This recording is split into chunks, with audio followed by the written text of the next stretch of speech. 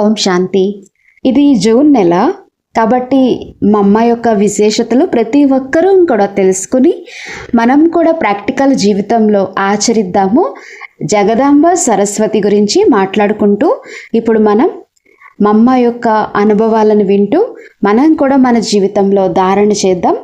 ఆశా దీది ఇలా చెప్తున్నారు, ఈరోజు నేను మీకు మా అమ్మకి బాబాపై ఎంతటి అచంచలమైన విశ్వాసం ఉండేదో చెప్తాను.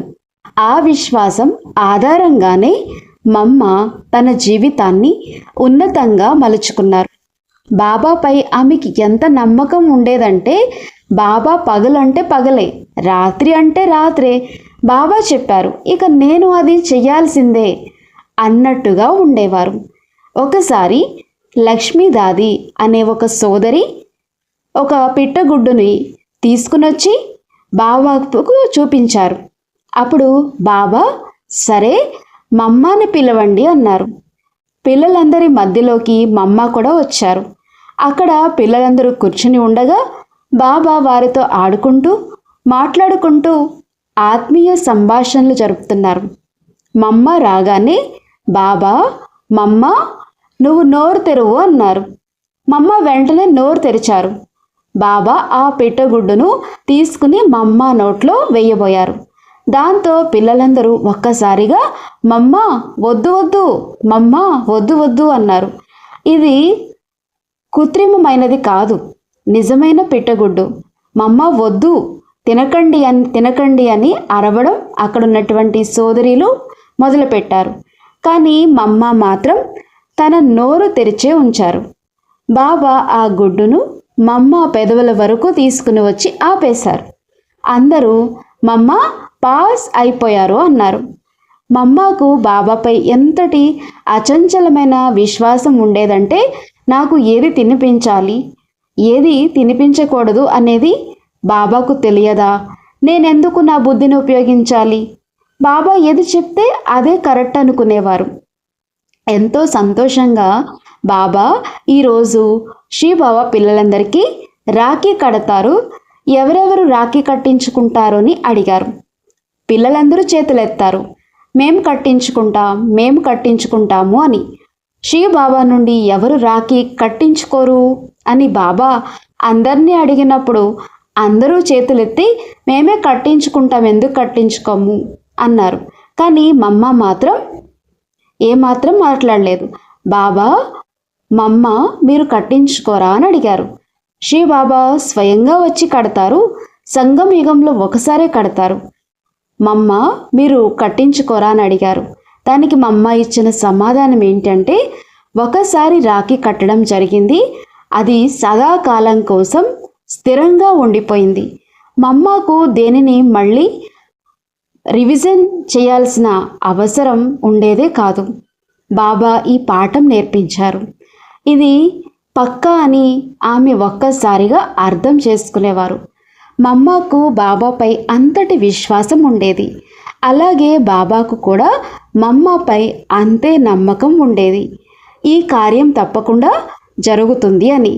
బాబా సమయానుకూలంగా పరీక్షలు కూడా తీసుకునేవారు.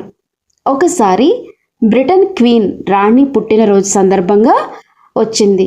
అప్పుడు బాబా మమ్మతో మమ్మ బాబా ఈ 108 కల్పవృక్షం చిత్రాలను క్వీన్కి బహుమతిగా పంపించాలి. 108 కల్పవృక్షం యొక్క చిత్రాలను క్వీన్కి బహుమతిగా పంపించాలి అన్నారు. అప్పటికి బహుశా 10 లేక 15 రోజులు మాత్రమే సమయం మిగిలి ఉంది. ఆ రోజుల్లో ఇప్పటిలాగా ప్రింటింగ్ సౌకర్యాలు ఏవీ లేవు. ఆ కల్పవృక్షం చిత్రాన్ని ఎలా తయారు చేసేవారంటే గుల్జర్ దాది గారు చెప్తారు, టేబుల్ మీద ఆ చిత్రాన్ని ఉంచి కింద నుండి లైట్ వేసేవారు. అప్పుడు పైన ఆ లైన్లు కనిపించేవి. వాటిని ట్రేసింగ్ పేపర్ సహాయంతో ట్రేస్ చేసేవారు. ఒకరు ట్రేస్ చేస్తే మరొకరు అందులో రంగులు నింపాల్సి ఉండేది. బాబా ఏమన్నారు, 108 చిత్రాలను తయారు చేసి పలానా తేదీలోగా బాబా అన్నారు పంపించాలి అని చెప్పారు. అది విని పిల్లలందరూ మమ్మ అది అసాధ్యం, ఇది అస్సలు అవ్వదు, బాబాకు చెప్పేయండి కదా, అవ్వదని అన్నారు. కానీ మమ్మ మాత్రం లేదు, బాబా చెప్పారంటే నేను చెయ్యాల్సిందే అన్నారు. అలా మమ్మ ఆ కార్యాన్ని ప్రారంభించారు. మమ్మ ఆ పనిని మొదలుపెట్టారు. విశ్వరతన్ దాదా చిత్రాలు గీస్తూ వెళ్తుంటే మిగతా దాదీలందరూ అందులో రంగులు నింపుతూ వచ్చారు. ఈ చిత్రాలకు బాబా సమయం కంటే ముందే అందించాలి. బాబా ఏ తేదీనైతే ఇచ్చారో దానికి ముందే ఇవ్వాలి అని ఏకైక లక్ష్యం మమ్మకు ఉండేది. మమ్మ చాలా అద్భుతమైన ఆర్గనైజర్ కదా. అందుకని మమ్మ ఏం చేసేవారంటే పిల్లలందరినీ ఒకే చోట కూర్చోపెట్టి ఆ పని చేయించేవారు. ఒకవేళ ఎవరైనా శ్రేష్టమైన శ్రద్ధతో పని చేస్తున్నప్పుడు నేను నీళ్లు తాగి వస్తాను అని అంటే దానికి సమయం పడుతుంది కదా. మనం ఎలా ఉంటామో మీకు తెలుసు కదా. నీళ్లు తాగడానికి వెళ్తాం, మెల్లగా అటు ఇటు తిరుగుతూ వస్తాం. అలా చూస్తూగానే ఒక 15 నిమిషాల సమయం వృధా అయిపోతుంది. అందుకని మమ్మ ఏమన్నారంటే మీరు ఇక్కడే కూర్చోండి, నేను నీళ్లు ఇక్కడికే తీసుకుని వస్తాను అనేవారు. అలా మమ్మ ఎంతో యుక్తిగా పిల్లలతో కలిసి కూర్చుని రాత్రింబగళ్ళు కష్టపడి ఆ చిత్రాలన్నిటినీ పూర్తి చేశారు. బాబా ఇచ్చిన సమయం కంటే 2 రోజుల ముందే మమ్మ ఆ చిత్రాలను బాబాకు అందించారు. ఇది మమ్మ యొక్క ఒక గొప్ప విశేషత. బాబా నాపై నమ్మకం ఉంచి ఒక పనిని చెప్పారు అంటే బాబా నాపై విశ్వాసం ఉంచారు కదా. అలా విశ్వాసం ఉంచి నాకేదైనా కార్యం అప్పచెప్పారంటే అది తప్పకుండా జరిగి తీరుతుంది. బాబా చెప్పారు అంటే అది జరగాల్సిందే అని నమ్మి ఆ పనిని పూర్తి చేసేవారు. ఈ విధంగా మమ్మకు బాబాపై, బాబాకు మమ్మపై పరస్పర విశ్వాసం ఉండేది. ఆ తర్వాత యజ్ఞానికి తీవ్రమైన ఆర్థిక పరీక్షలు ఎదురైన కాలం వచ్చింది. అప్పుడు మన యజ్ఞ ఖజానాలలో కేవలం 4 అణాలు మాత్రమే మిగిలి ఉన్నాయి. అప్పుడు ఏం జరిగిందంటే బాబా దగ్గరికి బోలీ దాది వచ్చారు. బాబా డబ్బులు లేవు కదా, ఇప్పుడు ఎలా, ఏం జరుగుతుంది అని అడిగారు. దానికి బాబా రోజు భోజన సమయపు గంట ఏ సమయానికి మోగుతుందో ఈరోజు కూడా అదే సమయానికి మోగుతుంది, నువ్వు మమ్మ దగ్గరికి వెళ్ళు అన్నారు. బాబాకు మనసులో మమ్మ ఎక్కడైనా ఏమైనా దాచి ఉంచలేదు కదా అని ఒక ఆలోచన ఉండి ఉండవచ్చు. అందుకే ఆమెని మమ్మ దగ్గరికి పంపారు. దాది మమ్మ దగ్గరికి వెళ్ళినప్పుడు మమ్మ నువ్వు బాబా దగ్గరికి వెళ్ళు అన్నారు. దాంతో బోలీ దాది బాబా ఏమో మమ్మ దగ్గరికి వెళ్ళమంటున్నారు, మమ్మ ఏమో బాబా దగ్గరికి వెళ్ళమంటున్నారు అని అయోమయంలో పడిపోయి నేను ఇప్పుడు ఏం చెయ్యాలి అనుకున్నారు. అప్పుడు బాబా బచ్చే నువ్వు నా దగ్గరికి పలానా సమయానికి రా అని చెప్పారు.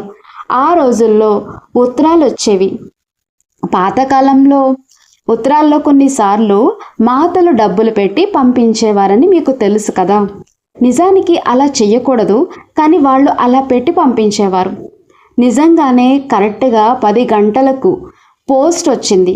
అందులో కొంత డబ్బు ఉంది. దాంతో అవసరమైన సామాగ్రిని కొనుగోలు చేశారు మరియు బాబాకు నైవేద్యం సమర్పించారు. శ్రీబాబా ఆ విధంగా బాబాను పరీక్షించారు. బాబా ఎంతో నిశ్చింతగా ఉండేవారు. ఈ యజ్ఞం శ్రీబాబాది, దీన్ని నడిపించేది తినిపించేది ఆ బాబాయే, కాబట్టి బాబా చూసుకుంటారు అని. అలాగే బాబా మమ్మను కూడా పరీక్షించారు. మమ్మ ఎక్కడైనా మూలల్లో ఏమైనా దాచి ఉంచలేదు కదా అని.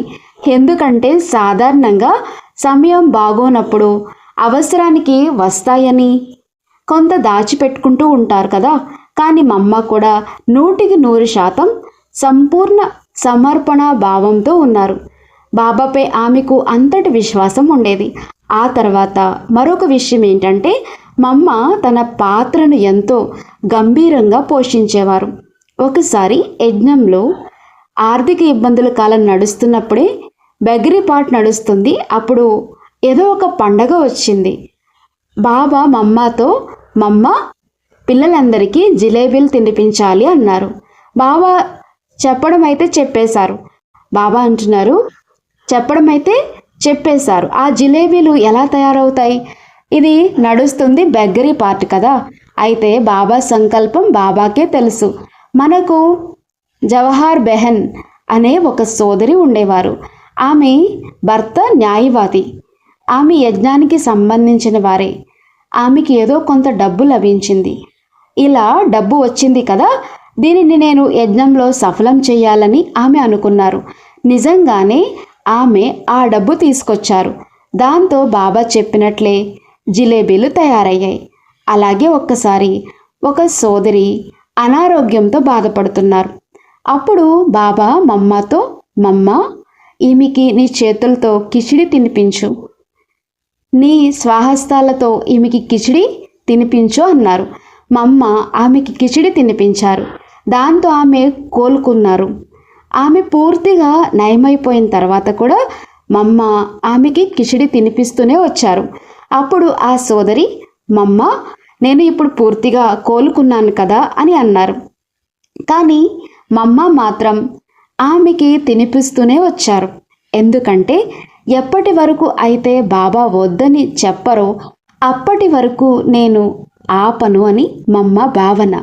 బాబా చెప్పేంత వరకు మమ్మ ఆ పనిని అస్సలు వదిలేవారు కాదు. మనమైతే ఏం చేస్తాం? నయం అయిపోయింది కదా, ఇక నుండి ఆమె తినేస్తుందిలే అని వదిలేస్తాం. కానీ మమ్మ అలా వదిలేవారే కాదు. బాబా నాకు తినిపించమని చెప్పారు, కానీ ఆ పనిని ఆపమని చెప్పలేదు కదా, కాబట్టి నేను తినిపిస్తాను అనేవారు. బాబాకు ఈ విషయం తెలిసినప్పుడు మమ్మ బాబా యొక్క ఇషారాలను అంతలా అర్థం చేసుకునేవారు అని గ్రహించేవారు కూడా. బాబా పరీక్షలైతే పిల్లలందరికీ తీసుకునేవారు. ఒకరోజు బాబా క్లాసులోకి వచ్చారు. క్లాసులోకి వచ్చి, పలానా వ్యక్తి నువ్వు ఇకపై యజ్ఞంలో ఉండకూడదు, నువ్వు వెళ్ళిపో అన్నారు. ఆ పిల్లవాడు ఒక్కసారిగా ఆశ్చర్యపోయాడు. నేను అంతగా ఏం తప్పు చేశాను, నన్ను వెళ్ళిపోమంటున్నారు అని. ఆమె గప్చిప్గా అలాగే కూర్చుని ఉండిపోయింది. దాంతో బాబా చాలా కఠినంగా, తీవ్రంగా అయిపోయారు. బాబా అన్నారు, ఈ బచ్చే వెళ్ళేంత వరకు మురళి నడవదు, నువ్వు యజ్ఞంలో ఉండడానికి వీల్లేదు, నువ్వు ఇప్పుడే వెళ్ళిపో అన్నారు. ఆ అమ్మాయి నేను ఎక్కడికి వెళ్ళాలి అని ఆలోచిస్తూ ఉండిపోయింది. బాబా అలా కఠినంగా మారినప్పుడు మమ్మ ఆమెకి సహాయం చేశారు. మమ్మ తన కంటి సైగతో బాబా చెప్తున్నారు కదా, వెళ్ళు అని చెప్పారు. దాంతో ఆ అమాయకపు బచ్చే లేచి వెళ్ళి బయటకు గేటు దగ్గరకు కూర్చుండిపోయింది. ఎందుకంటే వెళ్దామన్నా ఎక్కడికి వెళ్తుంది? అక్కడ ఉన్నది బాబా ఒక్కరే, ఇంకెవరూ లేరు కదా. కొంత సమయం గడిచిన తర్వాత బాబా ఆ బచ్చేని లోపలికి పిలవండి, బాబా ఇక్కడ మురళి చెప్తున్నారు, ఆమె బయట ఉంది కదా, మరి ఆ బచ్చేని పిలవండి అన్నారు. అప్పుడు ఆ అక్కయ్య పరీక్షలో పాస్ అయిపోయింది. ఆ విధంగా బాబా పిల్లల విశ్వాసాన్ని పరీక్షించేవారు. పిల్లలు బాబా మాటకు ఎంతవరకు నమ్ముతున్నారు? పిల్లలు బాబా మాటను ఎంతవరకు నమ్ముతున్నారు? బాబా మాటను ఎంతవరకు పాటిస్తున్నారు అనేది చూసేవారు. మమ్మకు ఉన్న శారీరక వ్యాధి చాలా పెరిగిపోయి డాక్టర్లు కూడా చేతులెత్తేసినప్పుడు, ఇంకా నయం కాదని చెప్పినప్పుడు బాబా సందేశీ ద్వారా అడిగి తెలుసుకుని రమేష్ భాయ్కి చెప్పారు. రమేష్ భాయ్, అయ్యో, ఈ విషయాన్ని నేను మమ్మకి ఎలా చెప్పగలను, నేను చెప్పలేను అన్నారు. అప్పుడు సర్వశక్తివంతుడైన బాబా గుల్జార్ దాదిలోకి ప్రవేశించి రమేష్ భాయ్తో మాట్లాడారు. బాబా రమేష్ భాయ్తో, నువ్వు మమ్మకు ఎలా చెప్తావు, నేను చెప్పలేను అని అంటున్నావా? రమేష్ భాయ్, నువ్వు అంతా ఒక కాగితం మీద రాసాయి, ప్రతిదీ వివరంగా రాసి మమ్మకి ఇచ్చే. మమ్మ చాలా శక్తిశాలి, ఆమెపై ఈ విషయం ఏది ఎలాంటి ప్రభావం చూపదు అన్నారు. బాబా చెప్పినట్లే రమేష్ భాయ్ పూర్తి వివరాలు రాసి మమ్మకి ఇచ్చారు. మమ్మ అదంతా చదివారు. చదివిన తర్వాత మమ్మ నన్ను ఇప్పుడు మధుబనానికి తీసుకువెళ్ళండి అని చెప్పారు. అలా మమ్మను మధుబన్కు తీసుకుని వచ్చారు. బాబాకు తన స్టూడెంట్ పట్ల ఎంతటి అచంచలమైన విశ్వాసం ఉండేదంటే ఈ బిడ్డ ఫస్ట్ క్లాస్ బిడ్డ, ఈమె ఎప్పటికీ ఫెయిల్ అవ్వదు, అస్సలు అవ్వదు అని నిజంగానే మమ్మ కళ్ళల్లో ఒక కన్నీటి చుక్క కూడా రాలేదు. అందుకే మమ్మ నెంబర్ 1గా నిలిచారు. ఈ విధంగా మమ్మ జీవితంలో ఉన్న విశేషత, బాబాపై ఆమెకున్న అచంచలమైన విశ్వాసం అనేది చాలా అద్భుతమైన విషయం. దీనిని మేమందరం ప్రత్యక్షంగా చూసాం. ఇందులో చాలా విషయాలు మా జీవిత కాలంలో జరిగినవే. కొన్ని విషయాలు యజ్ఞ ప్రారంభమైన రోజుల్లోనివి. బాబా పిల్లలతో ఆడుకునేటప్పుడు పిల్లలన్నాక పిల్లలే కదా, వారిలో అంత గంభీరత ఉండేది కాదు. కానీ మమ్మ మాత్రం బాబా పట్ల అంతటి గౌరవాన్ని, మర్యాదను ఉంచేవారు. అది ఆమె ప్రవర్తనలోనే కనిపించేది. మమ్మ తనకంటే పెద్దవారందరినీ ఎప్పుడూ గౌరవించేవారు. జీ బాబా, జీ బాబా అనేవారు. ఎప్పుడు నేరుగా పేరు పెట్టి పిలిచే శబ్దాన్ని ఉపయోగించేవారే కాదు, ఎల్లప్పుడూ జీ అనే పదాన్ని చేర్చేవారు. ఒకసారి పిల్లలు వచ్చి, మమ్మ ఈరోజు మేము ఆటలో బాబాని ఓడించేశామని చాలా సంతోషంగా మమ్మతో చెప్పారు. అప్పుడు మమ్మ వారికి ఎప్పుడు ఒకే శిక్షణ ఇచ్చేవారు.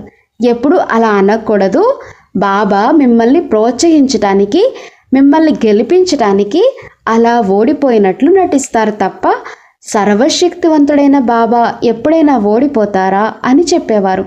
ఈ విధంగా మమ్మ జీవితంలో బాబా పట్ల ఉన్న ప్రేమ, గౌరవం, శ్రద్ధ నిజంగా అద్భుతమైనవి. యజ్ఞాన్ని సంరక్షించడంలో మమ్మ ఎల్లప్పుడూ చుట్టూ తిరుగుతూ పర్యవేక్షించేవారు.